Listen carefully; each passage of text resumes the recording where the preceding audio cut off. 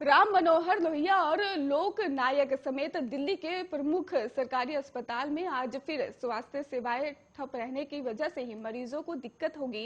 और दरअसल आपको बता दें कि डॉक्टरों को जो इन चिकित्सा संस्थानों में स्वास्थ्य सेवाओं की रीढ़ है, वे भी अब NEEG PG काउंसलिंग में ही देरी के विरोध में ही इलेक्टिव सर्जरी और ट्रामा केयर सहित सभी सेवाओं को बंद कर हड़ताल करने का ऐलान किया है।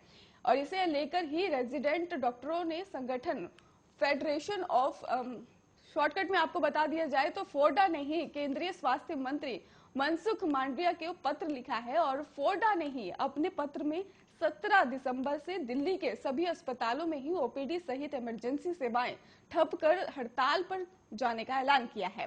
गौरतलब है कि अस्पतालों में OPD और अन्य महत्वपूर्ण सेवाओं की देखरेख के लिए केवल फैकल्टी मेंबर्स और वरिष्ठ डॉक्टरों की ही उपलब्ध होंगे। वहीं हड़ताल पर जाने वाले रेजिडेंट डॉक्टरों का कहना है कि हम मरीजों को असुविधा नहीं करना चाहते हैं, इसलिए हमने अपना धरना 1 सप्ताह के लिए स्थगित कर दिया है और सरकार से ही नीट PG काउंसलिंग में तेजी लाने के लिए आवश्यक कार्रवाई करने का भी अनुरोध किया है, लेकिन अब तक कुछ भी नहीं किया गया, इसलिए हम ये कदम उठाने के लिए मजबूर हैं।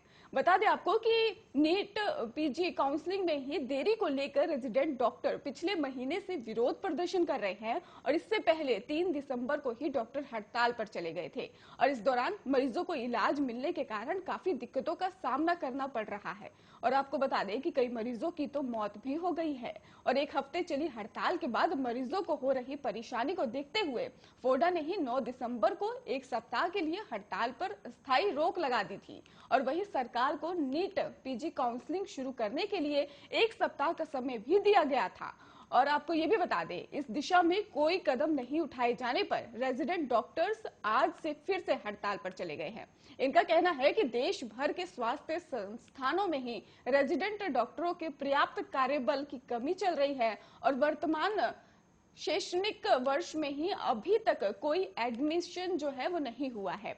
और डॉक्टरों का ये भी कहना है कि भविष्य में कोविड-19 महामारी की लहरों के बड़े होने की संभावना के साथ स्वास्थ्य क्षेत्र के लिए भी स्थिति विनाशकारी होगी, जिसका असर देश की आबादी पर पड़ेगा।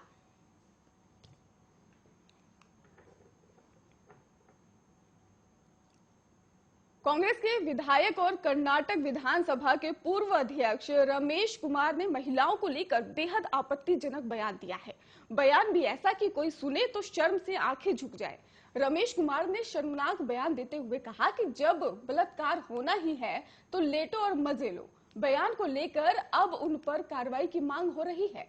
कई विधायक अपने निर्वाचन क्षेत्रों में लोगों की दुर्दशा को जाहिर करते हुए सदन में बारिश और बाढ़ से हुए नुकसान पर चर्चा के दौरान बोलना चाहते थे। स्पीकर विश्वेश्वर हेगड़े के पास भी समय कम बचा था और वो चर्चा को 6 बजे तक खत्म करना चाहते थे, जबकि विधायक समय को बढ़ाने की मांग कर रहे थे। और इसके बाद स्पीकर ने कहा, मैं उस स्थिति में हूं जहां मुझे मजा लेना है और हा हा करना है, ऐसा मुझे महसूस हो रहा है। हंसते हुए हेगड़े ने कहा कि मुझे स्थिति को नियंत्रित करना छोड़ देना चाहिए और कार्रवाई को व्यवस्थित तरीके से करना चाहिए। मैं सभी को अपनी बात जारी रखने के लिए कहना चाहिए। उन्होंने कहा कि मेरी परेशानी सिर्फ यही है कि सदन का कामकाज नहीं चल रहा है। तभी बीच में पूर्व मंत्री रमेश कुमार ने कहा, देखिए एक कहावत है, जब रेप होना ही है तो लेटिए और मजे लीजिए। आपकी इस वक्त वही स्थिति है। अब इस बयान को लेकर रमेश कुमार चौतरफा घिर गए हैं और ये पहली बार नहीं है जब वरिष्ठ कांग्रेसी रमेश कुमार ने ऐसा बयान दिया हो। 2019 में भी स्पीकर रहते हुए इन्होंने अपनी हालत की तुलना रेप पीड़िता से कर बड़ा विवाद दिया था। और इसके साथ ही आपको बता दें कि रमेश कुमार के इस बयान के बाद न सिर्फ उनकी पार्टी के विधायक बल्कि महिला सदस्यों ने भी सदन में प्रदर्शन किया और उनके बयान की निंदा की।